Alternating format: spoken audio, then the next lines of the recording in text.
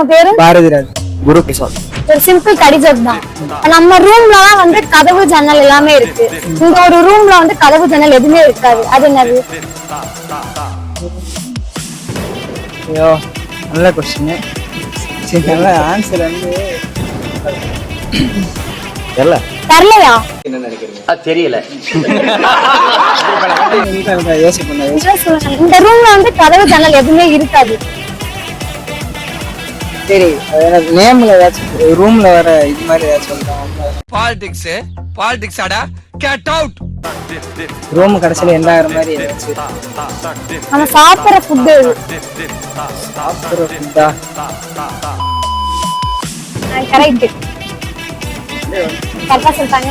Dindigul TV channel வந்து follow பண்ணுங்க.